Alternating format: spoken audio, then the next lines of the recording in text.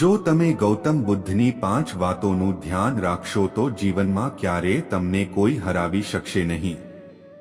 ગૌતમ બુદ્ધની ઘણી એવી વાતો છે જે તમારું જીવન સંપૂર્ણપણે બદલી શકે છે.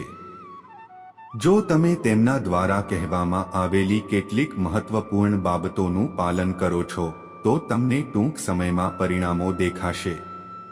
તેણે શું કહ્યું તેના પર ધ્યાન આપો. ગૌતમ બુદ્ધના અમૂલ્ય વિચારો તમારા જીવનની દિશા બદલી શકે છે. તેથી આપણે બધાએ તેમના જીવનમાંથી કેટલીક બાબતો શીખવી જોઈએ. આપણા દેશમાં એવા ઘણા મહાપુરુષો થયા છે જેમના જીવન અને વિચારોમાંથી વ્યક્તિ ઘણું શીખી શકે છે.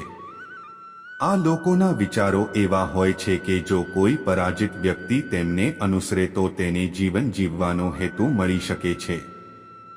તેઓ આ મહાપુરુષોમાંના એક છે. તમે બુદ્ધના સિદ્ધાંતોને અનુસરીને ગૌતમ બુદ્ધની જેમ કેવી રીતે જીવવું તે શીખી શકો છો. આનો ધર્મ સાથે કોઈ સંબંધ નથી, પરંતુ બુદ્ધની ઉપદેશો દરેક માટે સમાન છે. તેમના શબ્દો તમને પ્રામાણિક, દયાળુ અને મજબૂત બનવાનું શીખવે છે. તો ચાલો અમે તમને ગૌતમ બુદ્ધના તે વિચારો વિશે જણાવીએ. તમારા જીવનની દિશા બદલી શકે છે. વ્યક્તિએ પહેલા પ્રેમ કરવો જોઈએ. મતલબ કે નફરતને નફરતથી નહીં પણ પ્રેમથી જ દૂર કરી શકાય છે. બુદ્ધના જીવનમાંથી આપણે આ પ્રથમ વસ્તુ લેવી જોઈએ. પ્રેમ એ વિશ્વની એકમાત્ર લાગણી અને લાગણી છે જે એટલી શક્તિશાળી છે કે તે ઉદાસી, ગુસ્સો અને નિરાશાને દૂર કરે છે. બીજું, મૌન અને નિર્દોષ રહેવું હંમેશા સારું નથી. ક્યારેક મૌન રહેવું પણ બુદ્ધિની નિશાની છે. ગૌતમ બુદ્ધ શીખવે છે કે તમારું કાર્ય પ્રતિબિંબિત કરે છે કે તમે કોણ છો. જો તમે બિનજરૂરી જ્ઞાન આપો છો તો કોઈ તમને માન આપશે નહીં. તેથી શાંત રહેવું અને તમારી આસપાસની વસ્તુઓનું અવલોકન કરવું તે મુજબની છે. ત્રીજું, સમજી વિચારીને બોલો. શબ્દો ખૂબ શક્તિશાળી છે. દરેક વ્યક્તિ દુનિયા બદલી શકે છે. એ કડવા શબ્દો જગતનો નાશ કરવા માટે પૂરતા છે. શબ્દોનો આપણા જીવનમાં ઘણો પ્રભાવ હોય છે.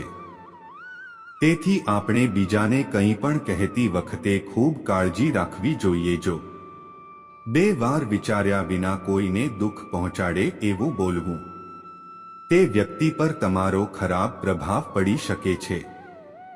પણ જો તમે સારા શબ્દો કહો છો તો તે સાંભળીને સામેની વ્યક્તિમાં સુધારાનો અવકાશ વધી જાય છે. જેણે જીવનમાં લક્ષ્યો નક્કી કર્યા. તમારી એક મહત્વાકાંક્ષા છે. કરવું પડશે. બુદ્ધના આ વિચારોમાંથી તમે શીખો છો કે તમારે જીવનમાં તમારું લક્ષ્ય નક્કી કરવું જોઈએ કે તે તમારા સિવાય બીજું કોઈ તમારા માટે ન કરી શકે. પાંચમું, ક્યારે કોઈના પર નિર્ભર ન રહો. બીજા પર નિર્ભર રહેવું એ નબળા વ્યક્તિની નિશાની છે. તેના વિના આપણું શું થશે તેનાથી ક્યારેય ડરવું જોઈએ નહીં. જીવનમાં ક્યારે કોઈના પર નિર્ભર ન રહો. તમારે જીવનમાં ભયનો ત્યાગ કરવો જોઈએ. જો તમે તેને પકડીને બેસો તો તમે જીવનની દરેક વસ્તુ પાછળ છોડી જશો. તેથી ડર દૂર કરો, કારણ કે ડરની આગળ વિજય છે. જો તમને અમારી આ શૈક્ષણિક વાર્તા પસંદ આવી હોય તો કોમેન્ટ બોક્સમાં જરૂર લખો. તમારે કોમેન્ટ સેક્શનમાં વાર્તા અવશ્ય જણાવો અને જો તમને ગમતી હોય તો આ ચેનલને અવશ્ય સબસ્ક્રાઇબ કરો અને નોટિફિકેશન દબાવો. ત્યાં સુધી આગળની વાર્તામાં ધ્યાન રાખજો.